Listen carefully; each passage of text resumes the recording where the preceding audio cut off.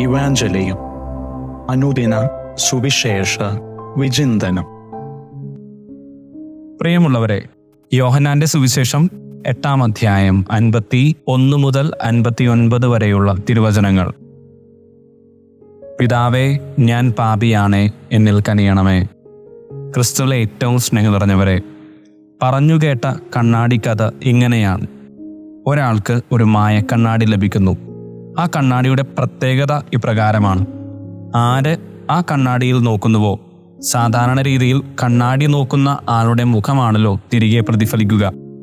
ഇതിൽ ആര് കണ്ണാടി നോക്കുന്നുവോ അയാളുടെ മനസ്സിൽ പ്രതിഷ്ഠിതമായിട്ടുള്ള വ്യക്തിയെയാണ് ആ കണ്ണാടിയിൽ കാണുവാനായിട്ട് സാധിക്കുക. കണ്ണാടി പ്രതിഫലിപ്പിക്കുന്നത് അയാളെയല്ല, അയാളുടെ ഉള്ളിൽ കുടികൊള്ളുന്ന മനുഷ്യരൂപത്തെ. ഇന്നത്തെ സുവിശേഷത്തിൽ ക്രിസ്തുവും നമ്മെ കണ്ണാടി നോക്കാൻ പഠിപ്പിക്കുന്നു. ക്രിസ്തു പ്രതിഫലിപ്പിച്ചത് തൻ്റെ പിതാവിനെ ആയിരുന്നു. ക്രിസ്തുവിൻ്റെ വാക്കുകളിൽ നിറഞ്ഞു നിന്നത് തൻ്റെ പിതാവിൻ്റെ ഇഷ്ടമായിരുന്നു. ക്രിസ്തു തൻ്റെ പിതാവിൻ്റെ ലക്ഷ്യം പൂർത്തീകരിക്കുവാനായി തന്നെ ലോകത്തിന് സമർപ്പിച്ചു. പുതിയ വഴികളും പുതിയ ചിന്തകളും മനുഷ്യർക്ക് പരിചയപ്പെടുത്തി കൊടുത്തു. വചനം പറയുന്നു, എന്നാൽ നിങ്ങൾ അവിടുത്തെ അറിഞ്ഞിട്ടില്ല, ഞാനോ അവിടുത്തെ അറിയുന്നു. ഞാൻ അവിടുത്തെ അറിയുകയും അവിടുത്തെ വചനം പാലിക്കുകയും ചെയ്യുന്നു.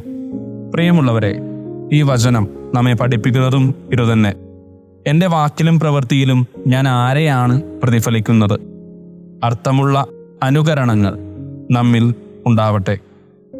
അർത്ഥമുള്ള അനുകരണങ്ങൾ നമ്മുടെ ജീവിതത്തിൽ നിലനിൽക്കട്ടെ.